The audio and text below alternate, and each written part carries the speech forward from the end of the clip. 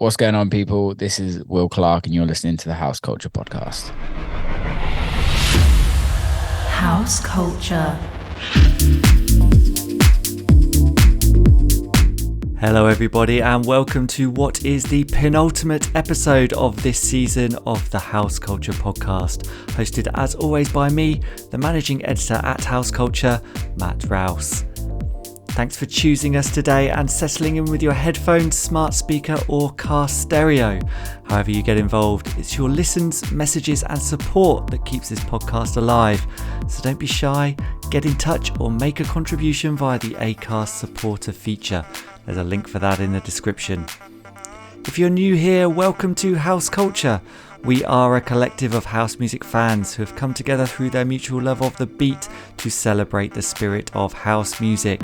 Instagram is our spiritual home, so seek us out at House Culture Net and add yourself to our community. Don't forget you can delve into the archives to listen to many more club culture conversations wherever you get your podcast. If it's the old school you're into, you can listen to people like Paul Oakenfold, Fatboy Slim, Todd Terry, Roger Sanchez and Danny Tenaglia tell us their stories in their own words. Or if you're into the conversations from the contemporaries within our scene, why not give our chats with Purple Disco Machine, Chris Lake, Katie Goodman or Damn Swindle some airtime. Whatever era you're into, we have got you covered. In this episode, it was an honour to sit down with a DJ and producer who is as famous for his blistering beats as he is for his beautiful beard. A most excellent podcaster in his own right as well, it could only be Will Clarke. In our chat, Will tells us which musical artists first inspired him. Literally, Faithless was like the first thing that kind of got me into electronic dance music. And then from Faithless, it was Chemical Brothers and Moby, and then a little bit later on Fatboy Slim. That's how he got his first residency on that most famous of islands. So I used to go to this record shop called Spin Central, but the girl that looked after the house genres was somebody called Miss Divine, which is actually Sam Divine. She got a residency in Ibiza at a bar called Hush, and she asked me to play. So I was like, all right, fuck it, let's go. So I was 16, did like 2 weeks, and I played a couple of times there. Which of his own productions took his career to the next level? I wrote a record called Big Booty, and that record was the first record I had ever had other big DJs really support my music. And that was when Jamie Jones was supporting my music, Eats Everything, Seth Troxler, MK. All the big guys at that time was all playing that record. And what the significance of the house music scene is from his perspective. For me, it's just community. It's just bringing people and allowing them escapism from reality, from all their issues that they have and that we all go through in our daily lives, to just allow a safe space for people to be themselves and listen to great music. I hope you enjoy our conversation. This is Will Clarke. House Culture. Hi Will, it's great to have you join us on the House Culture Podcast today. You're a DJ who is instantly recognisable for their party-driven sound as well as a one-of-a-kind beard, an artist that has been doing it from an incredibly young age, and you're also famed for having your own successful podcast. We want to discover how you got to where you are today. However, we always want to start at the beginning and ask, whereabouts did you grow up? What kind of household was it? And how did you first discover music there? First of all, thanks for having me. I really appreciate it. I'm looking forward to coming on. That first question, I grew up in around the county of Somerset in the UK, which I always say I'm from Bristol because it's just easier to explain that to people that aren't from the UK. Totally. But a little bit of a background of what the county of Somerset is. It's very country. It's a lot of farms. It's a lot of green fields and cows, really. Mm-hmm. So yeah, I grew up in the middle of nowhere. And my household was just like everybody's, I think, growing up. Not everybody's, but a lot of people's. Is my family listened to a lot of music growing up. My mum's a great singer. My dad is not, but he has a great music collection. And yeah, it's we all listened to music growing up. It was definitely a huge part of our childhood. Sport was a huge part of my childhood as well. What sport was it? Was it rugby in that part of the world? Yeah, it's rugby. So I grew up with my dad watching rugby, or watching him play rugby.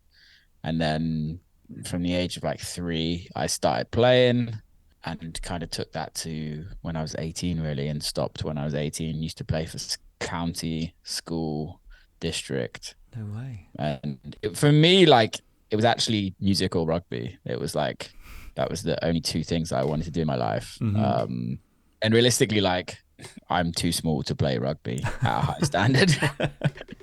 And I think by the age of 18, I'd like had shoulder surgery.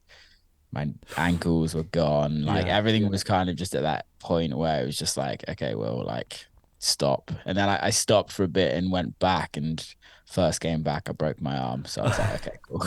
The universe is Time telling to you go. to stop. Yeah. Time to go. But yeah, it's like I was really fortunate. I had a great childhood, really good childhood, and very supportive parents with pretty much anything I wanted to do. Yeah. And you know, you mentioned music in the household. What kind of music were your parents listening to, you exposed to at that early age? Funk, soul, Motown, classic glam rock. Yeah, just kind of like, my parents were born in the 60s.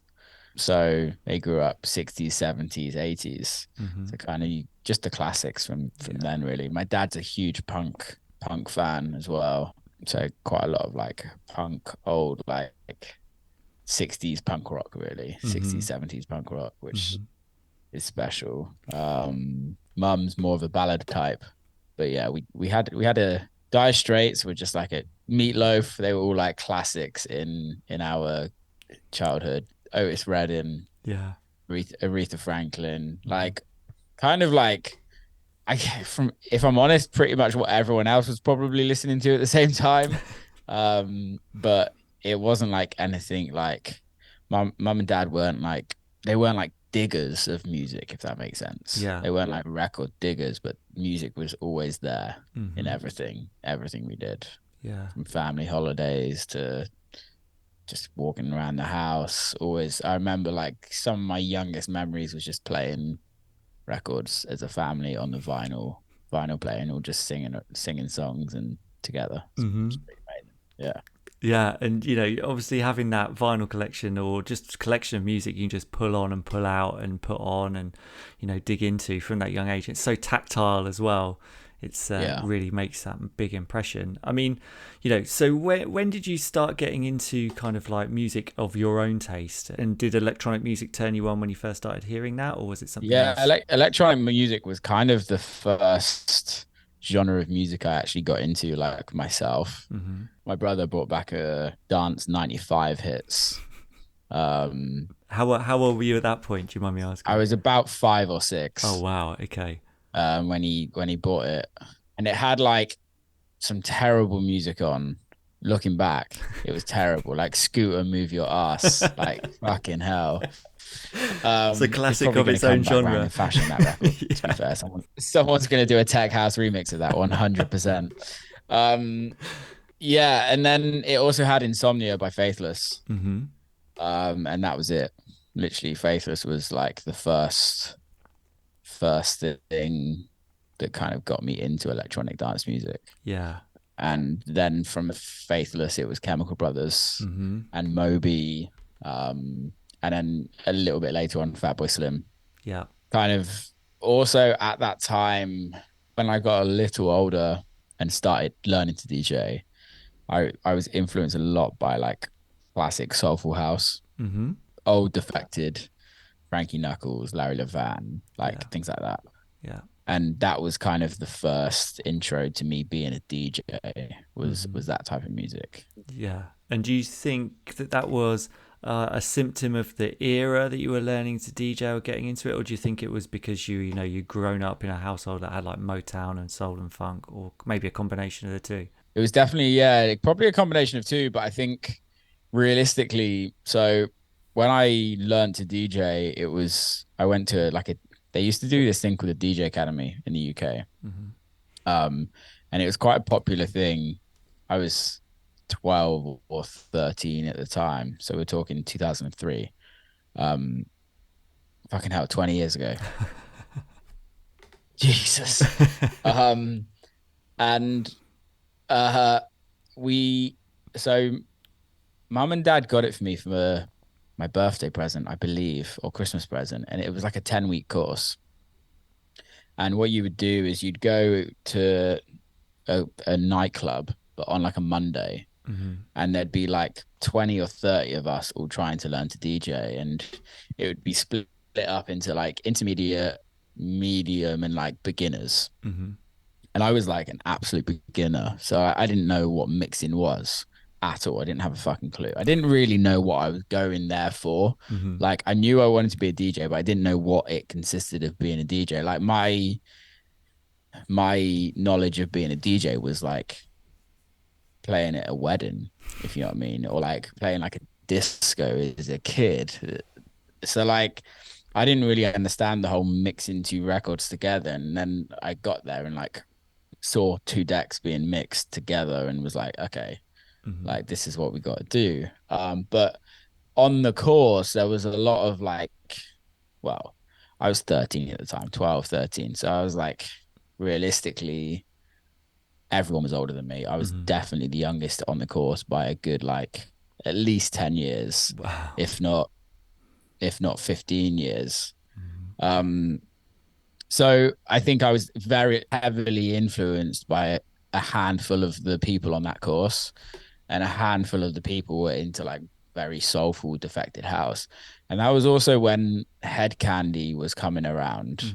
And Head Candy back then was like uber cool and like this like really cool soulful kind of night that was like popping up around the UK.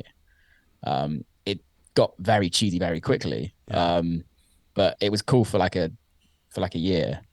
And that was kind of like the influences. A lot of the guys and girls that were actually on the course were like very into that like soulful house, defected, subliminal, like those kind of days. And then from that, me learning to mix on vinyl, there was a local record shop in a kind of a local town called Weston-super-Mare. And I don't know if you know much about the southwest of England. A little bit. It's known for like hard house, drum and bass, like very harsh music, very hard music. Like the southwest likes to go hard and like kind of jungly, which I would never was really into at the time. So I used to go to this record shop called Spin Central, and it was owned by a guy called Gareth. His DJ name was DJ Kickback, and he was like a hard house DJ, like hard house hardcore. And there was another guy that was in there, I can't remember his name, but the girl that looked after all the house kind of genres was somebody called Miss Divine, which is actually Sam Divine. No way. Okay. So then I kind of built a relationship with Sam from like the age of like, I was 12, 13. Must have been about 13 then, 13 up until I was 15. And then she used to like run a night in Weston-super-Mare. Can't even remember. I could take you to the club, but it's not a club now. It's like nothing. I think it was called the Imperial.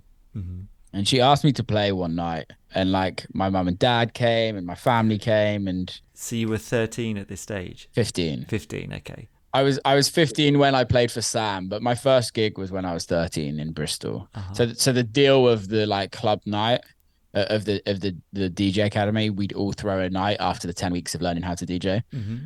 And you'd like learn how to like make flyers, and you make promo CDs and do all of the like the stuff you had to do back then. Yeah. There wasn't just DJing. It was like there was part theory, part DJ, part business. It was really interesting. Okay. And so yeah, like Sam asked me to play one of her shows in Weston-super-Mare, and then she moved to Ibiza to play. She got a residency in Ibiza at a bar called Hush. Yeah. Hush was like a new bar on the West End, which was like a very much workers bar that like, so what I mean by workers bar is you'd you have obviously a bunch of workers that work in Ibiza, and then they obviously want to go to party somewhere after they finish work. And that was hush at the time. Yeah. I don't know if you'd ever been there or Yeah, anything. no, I know it Yeah. almost too well. Yeah. But yeah. So she got a residency at Hush. Mhm. And like literally she was like booking DJs with Jimmy.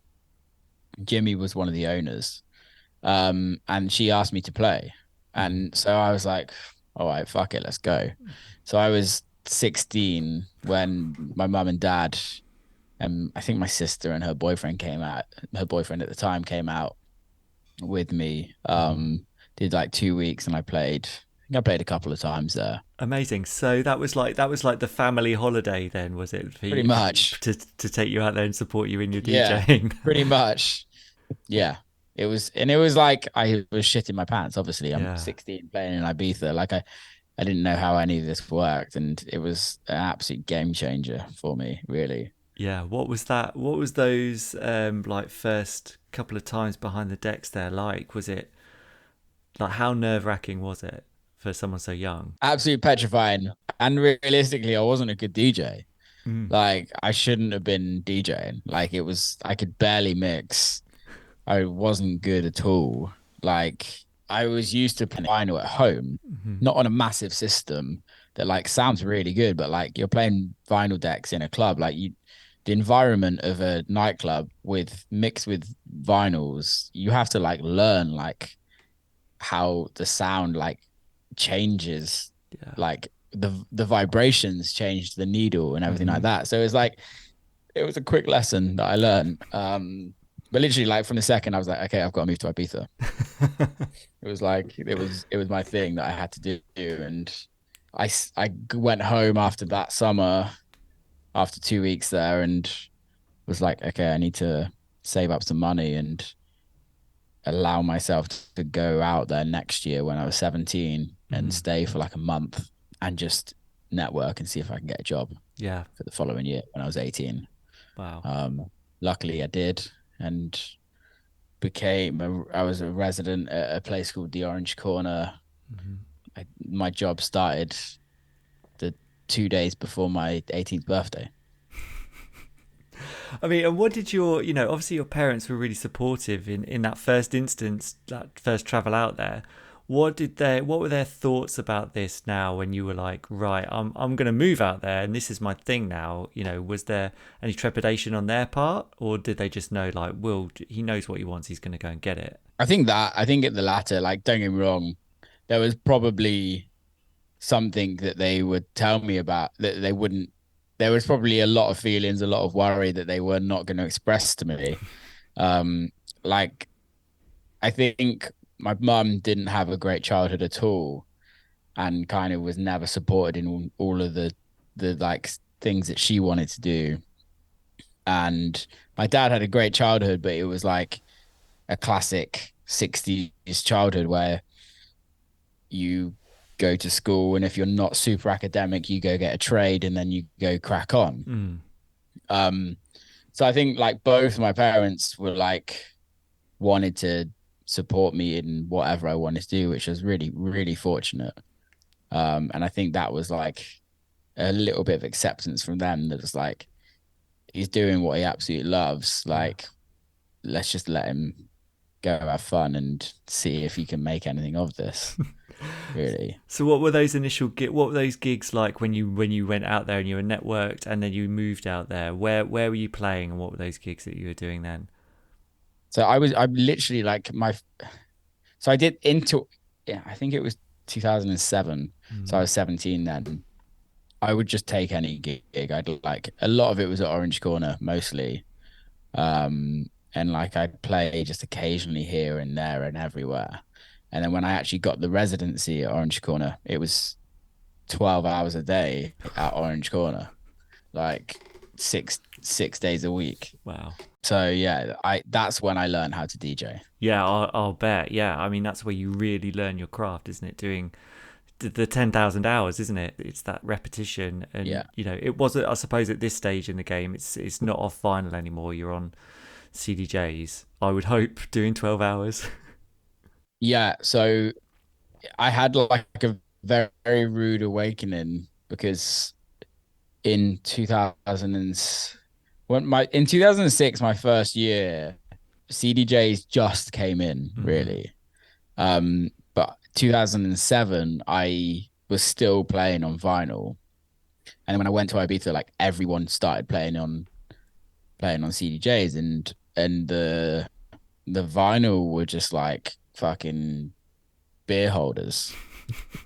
Um, so 2007, I like had to like find an internet shop like on the top of the West End and like burn a bunch of Oh CDs, my God. which like if you know Ibiza, you know the internet is just not good at all. And this was like in 2007. So Hmm. you're like, it was such an absolute nightmare. Um, and I remember having to go to one of the record shops on the island. Fuck, what's his name? Danny. Don't know his last name, but this guy called Danny used to have a record shop on the island, and he would like sell like blank CDs. So I'd have to go get the blank CDs from there, go to the internet cafe, hope that I could download music, and literally spend all day there, and then burn the CDs in the internet cafe because I didn't have a laptop at the time. Hmm. And yeah, go from there. So yeah, it was CDs were shit back then as well. Yeah. Like CD, looking back, and I'm like, I wish they just stuck with vinyl Hmm. because CDs were absolutely terrible. But yeah, and then I did 2008 Orange Corner, 2009 Orange Corner, Hmm. 2010 I was resident at Kenya. Oh, okay. Yeah. Yeah. I was doing a lot more on the island as well. Like I got a job with a, a guy called Tom Brown. Tom is like the reason why radio is on the island. Mm-hmm. He was like big in Radio London years ago. He used to run a radio station in Australia. I've had him on my podcast actually. But he runs Mambo Studios. And the years that I was there, he had like set up a deal with this Polish radio station. I can't even remember what it's called, but the guy that ran the station was a guy called Przemyk, Uh-huh. absolutely mad Polish guy. And their deal was like he needed like 12 hours a week of live DJ sets from Ibiza. So Tom employed me to go and help record the DJ sets. Hmm. But like we weren't recording just like we weren't just plugging a line out of the mixer. It was like we're micing everything up. Hmm. Yeah. So we've got like mics so the crowd can be heard. And then we'd have a mixer and we'd be mixing. So like when the breakdown would come in and like people were going crazy, we'd like mix in the crowd a bit louder. We were just like constantly there. And of course that means that you have to man a mixer for however long the DJ set is. Yeah. Um, and he also used to run the podcast that We Love Space, well, We Love Sundays, but which was every Sunday at Space. Yeah. So I used to have every Sunday off and then go and work for him, and we'd literally be there from 6 p.m. at night to 6 a.m. the next morning sometimes, and we'd be recording everything. And there was, oh fuck, what's her name? Ruth. There was a girl called Ruth that used to work with Tom as well, and she would do all the like presenting for We Love Sundays. Hmm. I'm pretty sure you can find them on YouTube somewhere. And like they'd interview and they'd go around and like speak to a load of people. It was just like amazing. It was like for me that was like Ibiza in the heyday of the Yeah. time. Yeah. It was still when space was 24 hours Hmm. as well. It was only like the second year of me working there that it got closed down to like 12 hours. Yeah. But like some of those terrace sets and the sunset terrace sets were just fucking iconic. It's just unbelievable nights. Yeah, what an era, what a time capsule as well. And yeah, I swear I've come across some of that stuff on YouTube as well, just to relive those days. It's an Yeah. incredible time, and it's something that it's kind of almost missing a little bit from the island. I think these days it feels a bit that back then it was felt a bit more like freewheeling and a bit like just taped together in some ways. And I think these days it can feel very organised and very slick, and it's lost a bit Yeah, of energy it's from that, I think.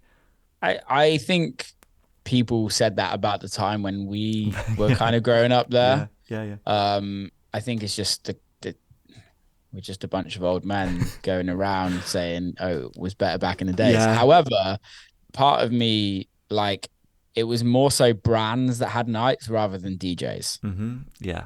Yeah. So Carl Cox had his night on Tuesdays, which was like iconic. Mm-hmm. But then apart from that, you had We Love Space on Sundays. You had Manumission on Mondays. Mm-hmm. You had DC10 on a Thursday. You also had Cream on a Thursday.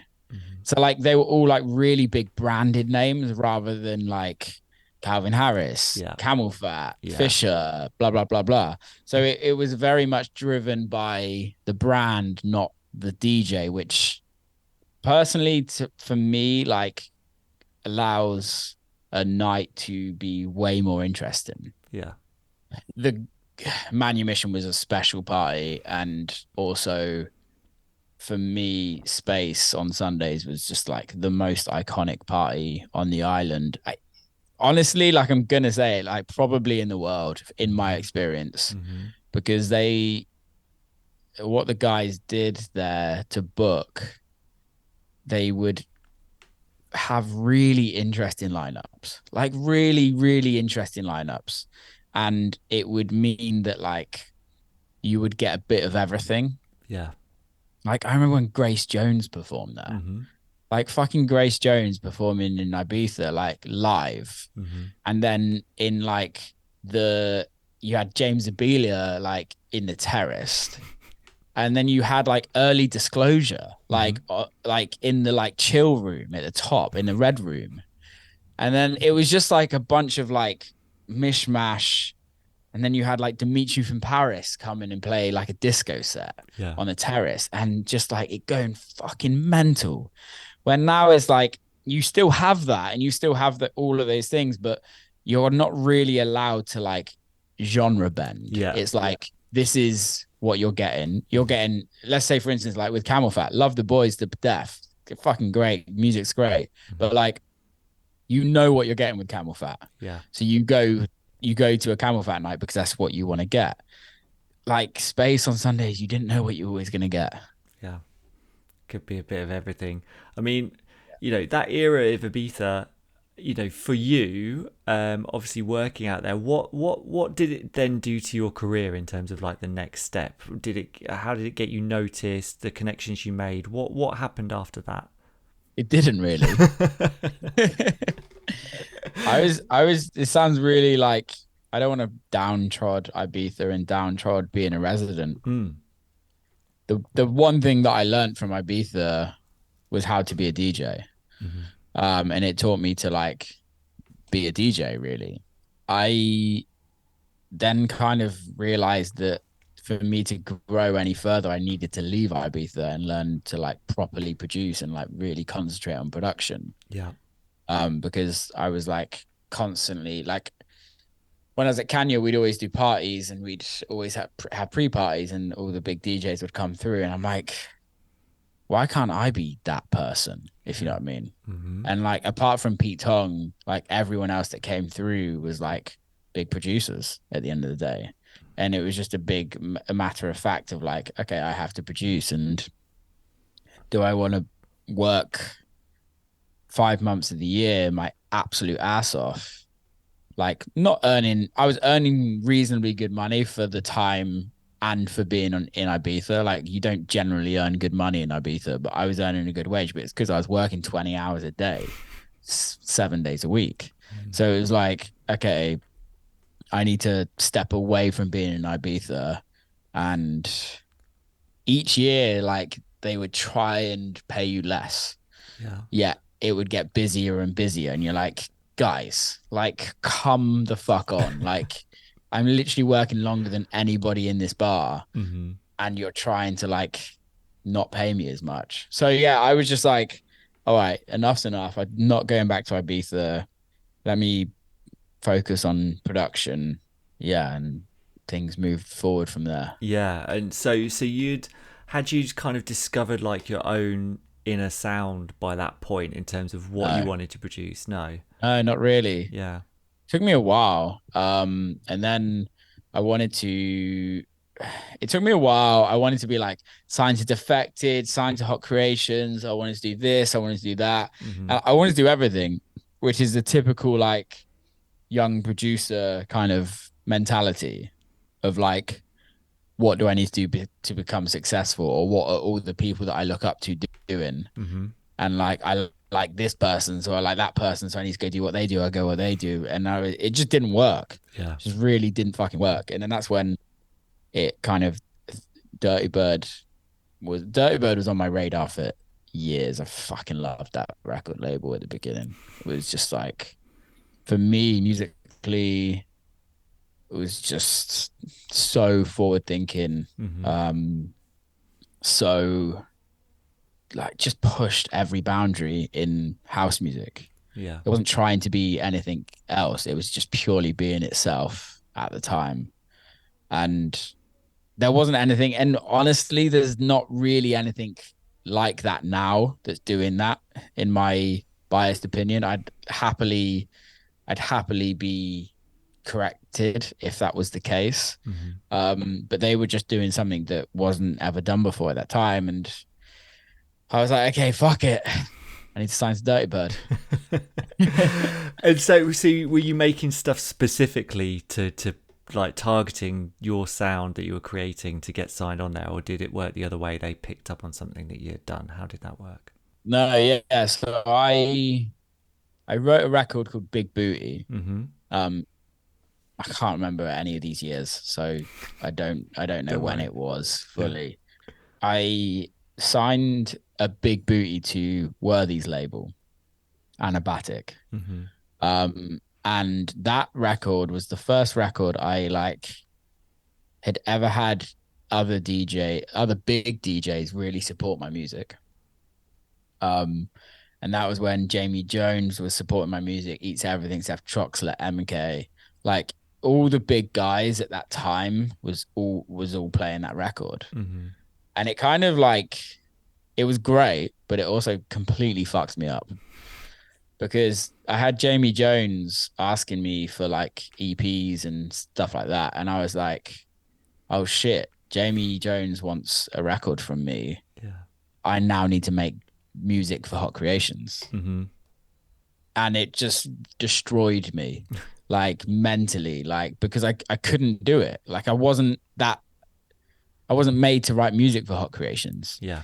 And realistically, like in hindsight, Jamie wasn't asking me to make Hot Creations records. He was asking me to make a Will Clarke record. Yeah. But I didn't kind of know that at that time. Mm-hmm.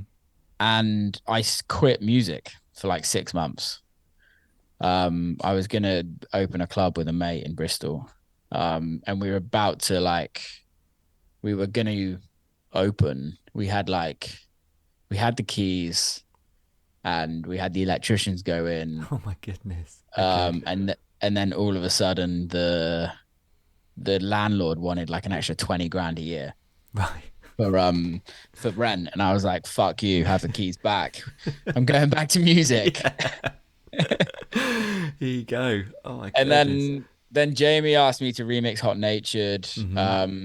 And I signed a record. Can't remember. I think I signed an EP to Dirtybird then Mm. on their like 10-year anniversary. I think it was a 10-year anniversary. Yeah. And I don't know why the fuck he signed it because it was awful.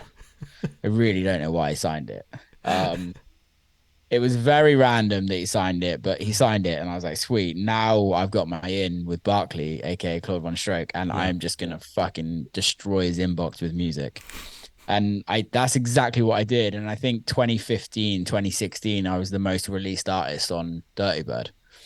And he was like, dude, you're just sending me too much music. And it's like, it's all really good for the music, for the label. And like, I think I had like 1 year, I think 2015, I had like 3 or 4 EPs on the label, Mm-hmm.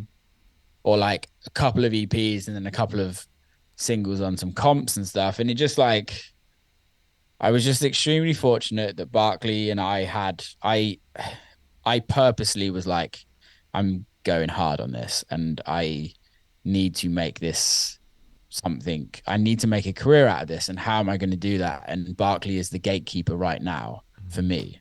So how do I kind of break that gate down and build a relationship? And I literally like every month I was still in the UK then. So every month I was like organizing Zoom calls or Skype calls back then. And like I'd have like a Skype call with him like every month and we'd just be chatting and catching up and things like that and just building a relationship and a rapport with him. And for me, like I don't think a lot of artists did that back then, which kind of kept him always in the back of his mind of like, oh, that. And then he asked me to do a remix, and then I became friendly with the rest of the crew. Then he asked me to play Dirtybird Campout, and it kind of was like the rest is history there. Luckily, I was really fortunate. He put me in touch with his agent in America, a guy called Max Braun, who's not my agent now, but I'm still on the same agency. And like that's kind of born to like me having a reasonably successful career especially in America as a touring artist. Yeah, that's kind of how it all started.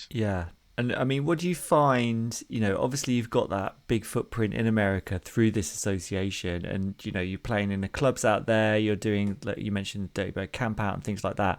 Like, how different, nuanced is the market there, and the dance floors and the people and the reactions compared to Europe and the UK? Is it out there? And like festival wise, I've never actually been to a festival in the US, but I've got friends who've been to like Coachella and Burning Man and things like that. And it's a different beast, they've told me. So, how is that for you? How have you found it? Well, it's really hard to explain because obviously I grew up in America through the Dirtybird kind of label. And Dirtybird, when I was growing up through it, was like the biggest thing that happened to electronic dance music in America. So like we were really fortunate that we were like on the best stages, we were doing the best clubs. Like it was really amazing. And then I decided I needed out of Dirtybird, and I wanted to evolve my sound. I was getting, this is no disrespect to the label, I was just getting bored of what it was getting put out. For me, it didn't feel like it was as forward thinking as it used to be. It kind of got a little bit like templatey, which it did. When there's huge success of something, it generally gets templatey. So I wanted out, but Dirtybird Campout was the fucking best festival ever. Like it was a festival that was purely made for me. What a festival is supposed to be, just having fun. And like no snobbiness, no like commercialization of anything, just a bunch of people in a field having a rave, and it being ran by a family of like artists that all wanted to do the same thing and just make sure that everyone had an amazing time. It was amazing. And they're not doing it this year, sadly. Like I haven't played Camp Out for a while. I stopped doing a lot of the Dirtybird stuff, well, all of the Dirtybird stuff as of 2019. But that was purely because my own choice and my own musical direction. Really.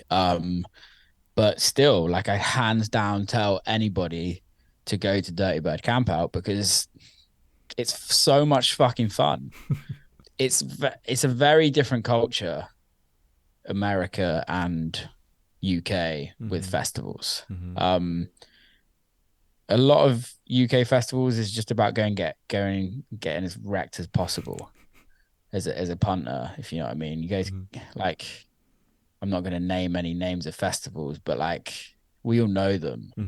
And like that is part of British culture and I love it. I respect it. It is how it is. But there's also a level of like, it's why a lot of the music just stays the same. Because it doesn't, like the weirdest thing for me was in America, and I think this is through the EDM days, you would have somebody that like loved Seth Troxler, but also loved Tiesto. And you wouldn't ever get that in England. You wouldn't get that in Europe at that time. Maybe now, I don't know. Like I'm kind of too far removed from being a fan to like understand if that would happen. But you also still get that now in America. So it kind of allows it allows genres to cross. It allows artists to be artists. I don't think the clubbing culture is as good as Europe as it is in. I think it's way better in Europe than it is in America. I think the culture is different. It's very different, and I don't think you can compare them because it's like comparing chalk and cheese. We in Europe and the UK, dance music is so embedded in our lives.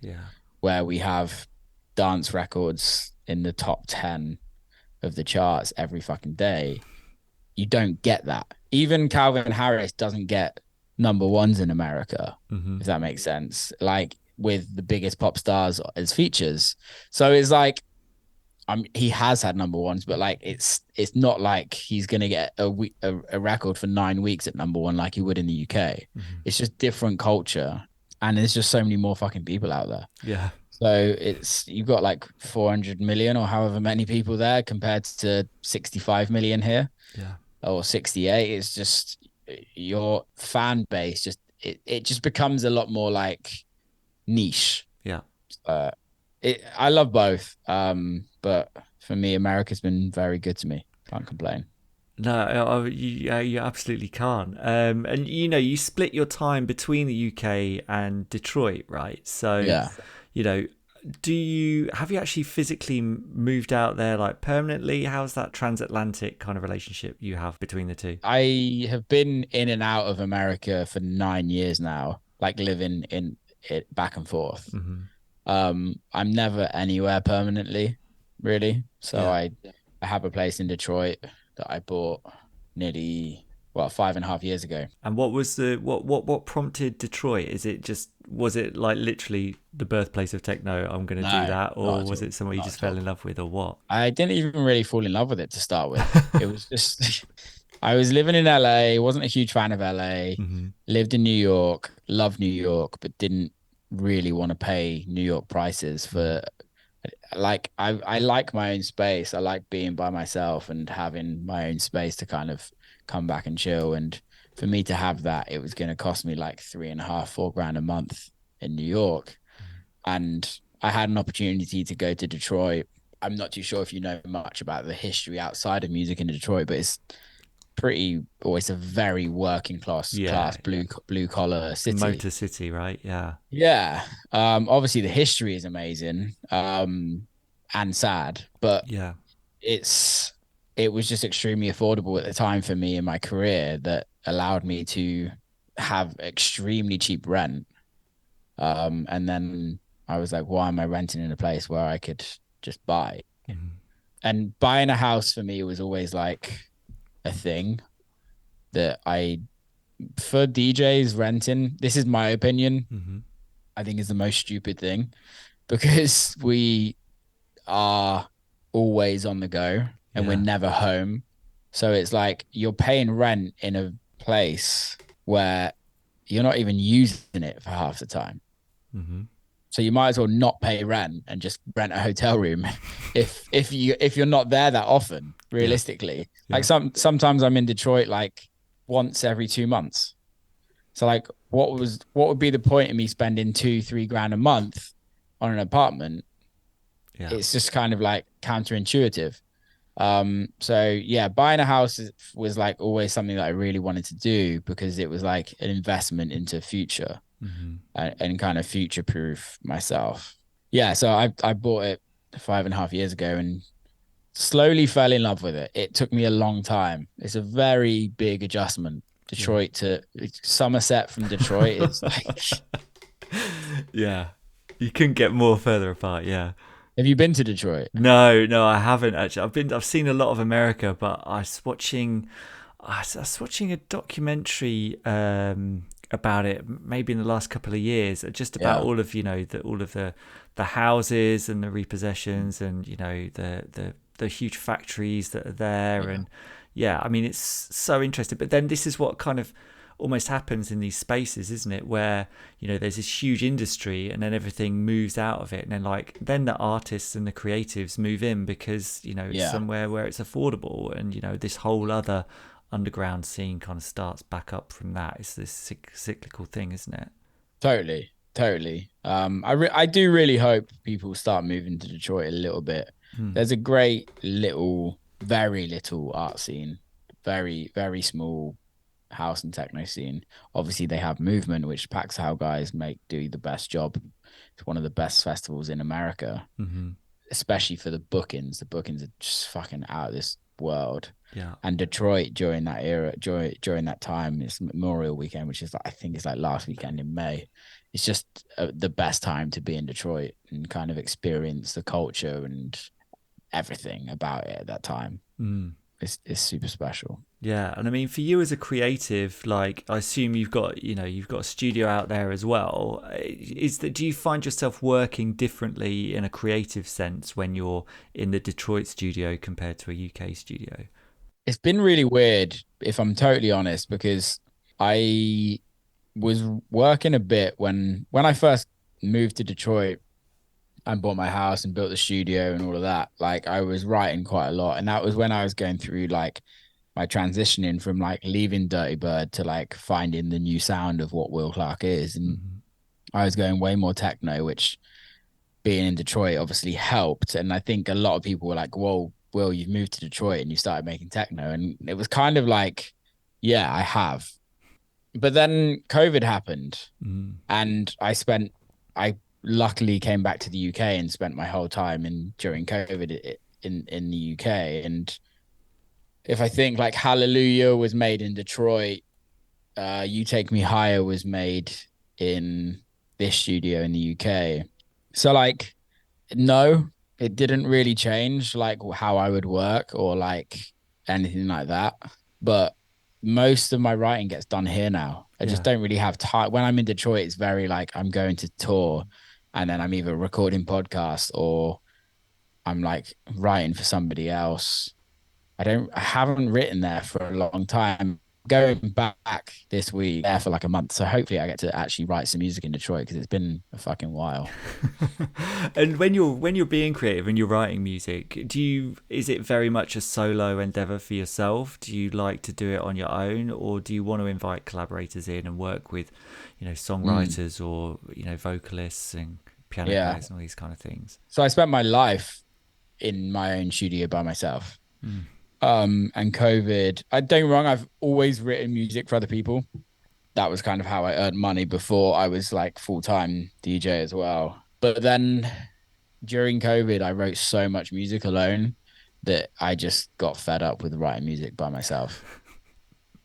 And now from April last year to now, I've just been writing with other people. Mm-hmm. And kind of my view is I'm working on a few projects that like are slightly away from house music or like typical club music.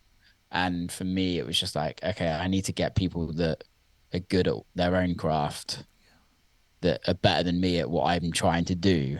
And I can do what I'm good at, and they can do what they're good at. And we can make something hopefully amazing. Mm-hmm. That was just coming out of COVID. I just got a bit house musiced out, really. Yeah, I think now I just like being in the room with other people. Yeah. Don't necessarily that it's not really that it's not always that productive, but I think as long as you're just making cool shit that like excites you, then that's what matters for me anyway. Yeah, totally. And you mentioned the podcast there as well, which you've been running since that you started up that it started in lockdown, right? It was in Yeah, 2020. April 2020. Yeah. I mean, so what kind of prompted you to do that? Was it just an outlet for you to have that human connection during those weird times, or and what do you get out of it? Because it's been running. It's been every week, hasn't it? You've basically not missed a week since then, is that right? Yeah. No, yeah, we've done.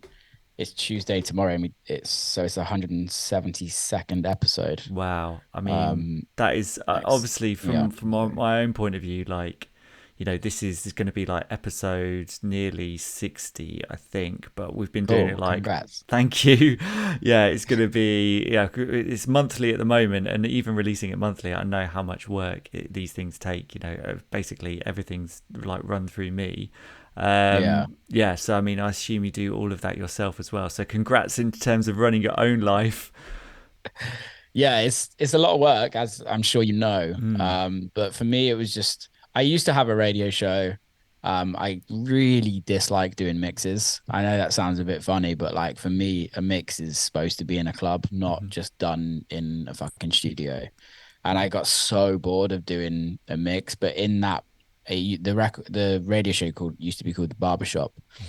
and in that, it was like, okay, there was a section where I would get like the artist's top, I would call it the top trims. And it was like three of their top records. Hmm. And for me, it was like I'd interview them at the time, and it was a very short like section of the radio show, but it was my favorite. So like ever since I started doing that, I was like, okay, I want to do more of a long form thing. Hmm. I stopped that in November 20, I think 2019. I stopped the radio show. Hmm. Um, just to be like, I'm done with it. It was always like a last minute thing. It was never fun. Like it was just hard work. Yeah. So I stopped that, and then I said to Ryan, my manager, I was like, I really want to start a podcast, and he was like, cool, do it. And it just took me till April to like actually have any time, or like not any time. I had time, but to make time Hmm. and to kind of fit it into my schedule to like really do it, if I'm Yeah. honest. And realistically, it took me so long to like work out what the podcast is. And it was just like winging it for a year, easily a year. And it's only been 6 months that I've had an editor, maybe not even 6 months, Hmm. like 4 months, maybe, that I've had an editor and I've had somebody to help me with it. When I first started touring again, my Ryan, my manager, started helping schedule it with other people to like get other artists on. Yeah. Now, like, there's like a whole crew behind it, and it's like slowly turning into something that is growing slowly, I guess. But it's Hmm. also like I'm sure you kind of have this thing is like we're in such a niche market. Hmm. It's like really hard to grow something in a niche market. Yeah. And I Yeah. think for me, is like the podcast was, yes, it's easy for me to talk to other artists, right? And there's obviously some massive artists that I want to get on in the future and things like that. But realistically, like I want the podcast to grow outside of music and to kind of be in a situation where I can talk to just anybody that I feel really interested in. Because when I like, you're not just a music guy, if you know what I Hmm. mean. Like there's plenty more to like who we are as human beings outside of the music world. And I think honestly, like it would just be nice to do things outside of it. Yeah. And then bring people in from the outside to our niche world. Hmm. And that's like for me the whole goal of it. So yeah, we signed the podcast to Virgin last year, and we're just like I'm trying to work out how to grow it, but also how to keep it interesting and then kind of bring other people outside of music in. It's Yeah. just like other creatives, Yeah. like chefs, athletes, like people like that, really. Hmm. Things that I'm interested in. So yeah, I love doing the podcast. I love talking to people. It's great. I like being able to just like phones off, have a conversation like we're having now. Hmm. It doesn't happen nowadays generally. Yeah. And like everyone's always looking at their phone, which I understand. I'm exactly the same, but it's like it's very rare you have an hour, 2 hour, 3 hour conversation with somebody with no distractions. Yeah. Yeah. And I think it's really important. I think we need to have these conversations more. I think it's so healthy for us to kind of debate things and like talk about things we disagree on and talk about things we agree on and just like experience life in a conversation because it doesn't happen anymore. And entertaining points of view that you don't necessarily agree with, rather than, you know, like managing your life and everything you read or everything you consume being all stuff that you agree with. It's not healthy for anyone. Well, I think that's the thing, isn't it? Is like I see it way more in America than I do in the UK because I think British people are generally a little bit more not open, but like Cynical. yeah, we just don't like it is what it is, if you know what I Yeah. mean. And I don't mean that in a disrespectful way to Americans, but it's just we've we've been through it a lot more, a lot for a lot longer than America. But like conversation is so important. It's so important to get your views across to it, to teach people to and to learn. I just don't think enough people talk from opposing views and kind of debate it out and like I love hearing people's opinions because then it allows me to like question my own beliefs and my own actions and everything like that. Absolutely, yeah, like completely, like you say, instead of just shutting down and saying you've got an opinion I don't agree with, I'm therefore not going to listen. It's like, you know, having that meeting of minds and having that conversation. And yeah, the format is the perfect place to do that. It's nothing better than, you know, not only produce the podcast. I'm sure you yourself listen to other podcasts as well. It's nothing better than just putting headphones on and spending time in the room with someone who you want to listen to, or someone who you might not want to listen to. Totally agree, man. Cool, man. Well, look, it's been an hour, so you know we're doing really well. I need to move on to the perfect playlist. So Let's do it. let's do it. So this is the House Culture Perfect Playlist. So this is Yeah. it's based on 5 different themes. Every single one of our guests has submitted one of the tunes that popped into their head for one of these themes. So you can find it on Spotify. It's like over 30 hours long or whatever, considering the episodes that we've done. So we always start off with a catalyst tune, something that opens your ears to electronic music. You've already mentioned. Do you want me to tell you what you've chosen, or can you remember? Yeah, just remind me. Fine, no worries. I think it was Insomnia. It was Insomnia, yeah. So just, yeah, you've already mentioned that, but if you've got any other kind of little tidbit of info of like where you maybe played that and it's meant something more to you, more meaningful, or which mix is it that is your one? Because there's obviously the mix on Reverence, yeah, with the long intro. There's like the monster mix and all that. Which one? Yeah, the long intro is obviously the one for me. Yeah. Like it's just a special record. I've seen Faithless countless times live. My first time, my dad took me out of school, said that I had like a dentist appointment, and he took me out when I think I was 11 years old. Oh my God, wow, okay, Yeah. amazing. So your first gig was Faithless then? Yeah. Incredible. Yeah, it was fucking believable. First time I smelt weed at the same time as well. I thought it was a smoke machine, and it wasn't. I was like, Dad, that smoke machine smells weird, and he was like, that's not smoke, son. Well, he's puffing away. Yeah, no, he doesn't smoke, but yeah, it's just like I will never forget that night. I still have the poster up in my kitchen from that night. Amazing. Yeah. Must have been incredible. Yeah, I mean, between Faithless and the Chemical Brothers, probably the two that I've seen the most live ever. Yeah. And yeah, they've Chems are amazing. Oh, yeah, I'm gonna geek out a little bit here, but like in terms of like the material and the albums and stuff, when I know them all quite so intimately, and then when you go to the gig and you just hear like that little bit from that other album track they've just dropped in there, and you're like, oh my God. Yeah, I love that. Yeah, the Chems are very good at that. They're very good at just like for me, it's like a perfect live experience because the Faithless and Chems are very different. How like the Faithless is a band, obviously now it's not. Rest in peace, Maxi Jazz. But like, it was a band, and it was done very respectfully as a band, and that's what I love going to see them. Is like when Maxi wasn't on stage, and like some of the musicians weren't needed on stage, they'd leave and give the limelight to the other artists that were on the stage. And for me, that was just like, wow, like the level of respect that was shown to them all was just fucking special. Yeah. Whereas the Chems just like slay. Yeah.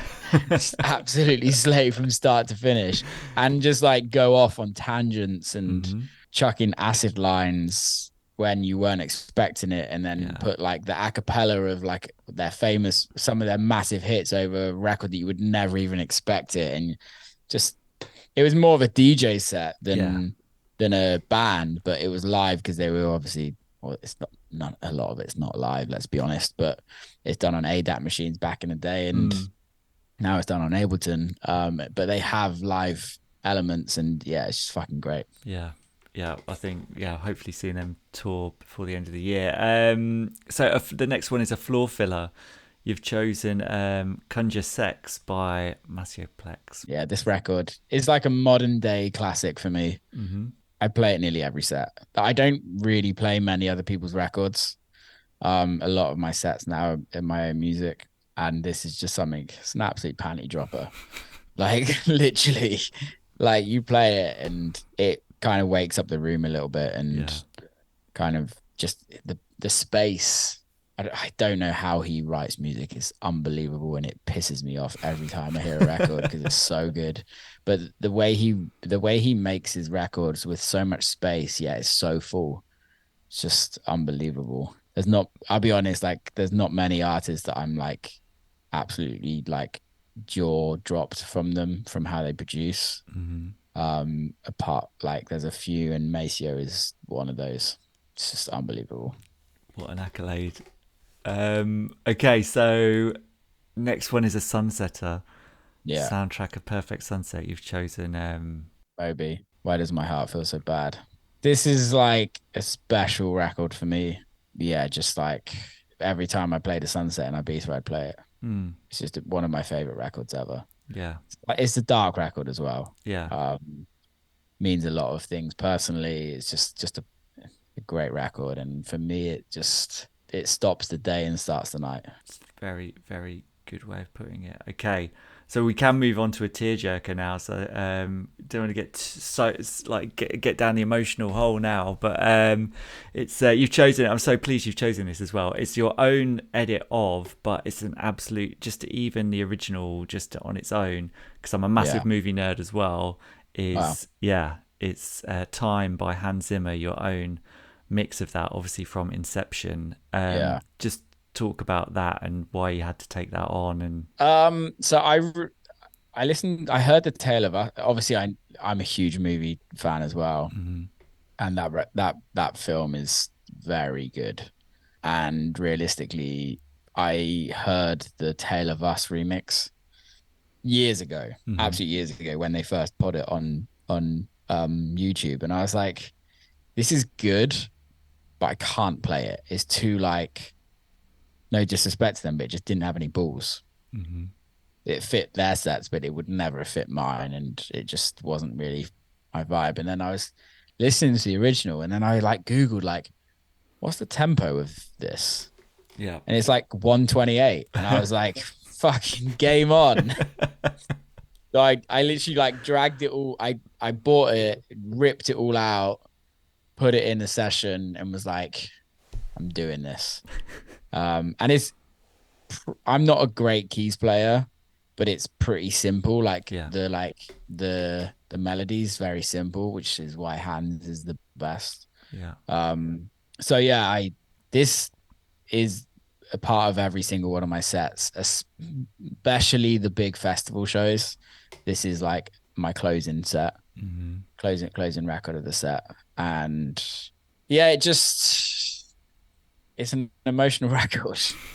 It's an emotional Yeah. record. I think it means something different to everybody, and I get people every time go, "Well, you made me cry that night when you played that." So, does it make me cry personally? No. Like Moby, Why Does Your Heart Feel So Bad makes me cry more. Mhm. Um, but Hans is what is my favorite composer, or one of them, and this it creates a moment for me that is just like, it's a nice set ender. It allows the DJ afterwards as well Mhm. to like go from there, because it's just like it ends very chill, and like Yeah.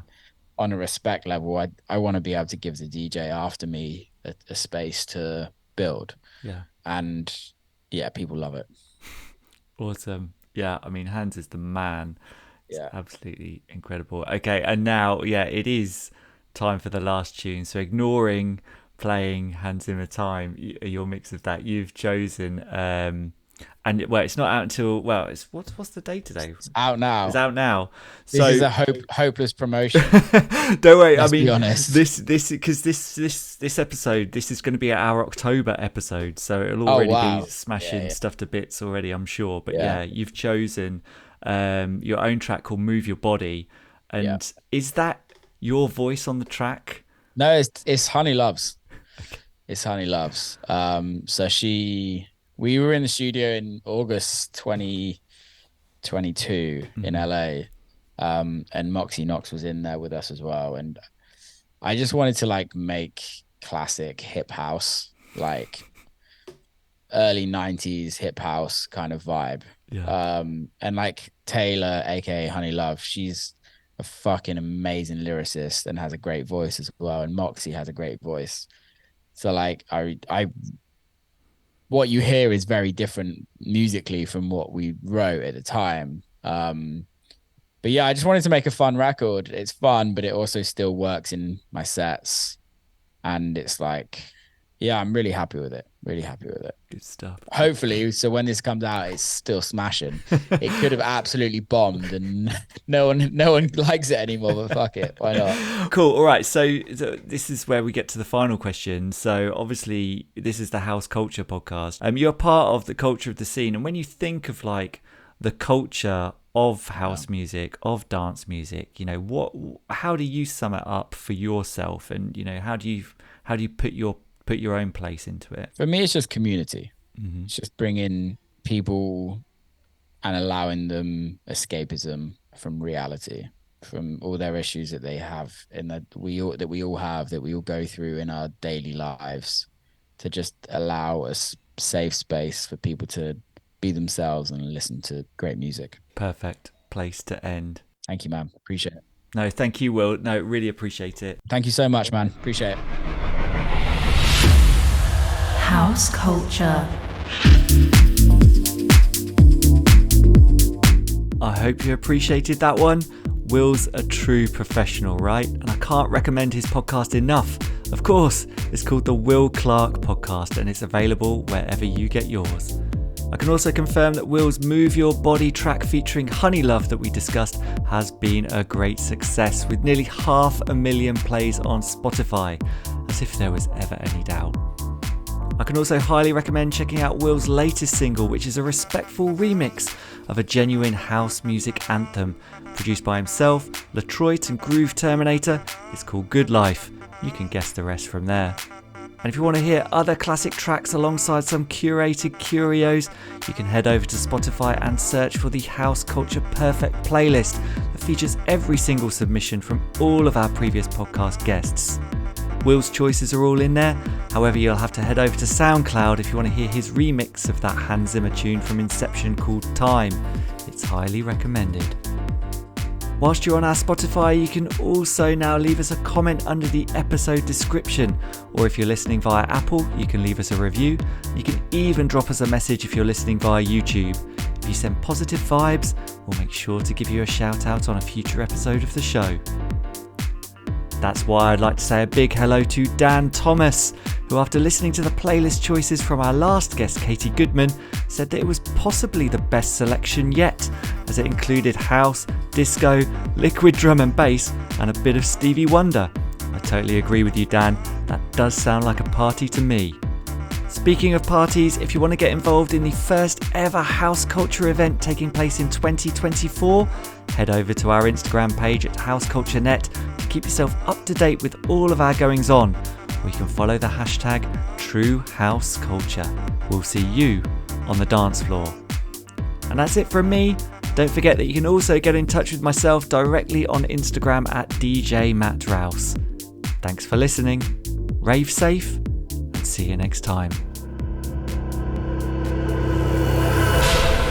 House Culture.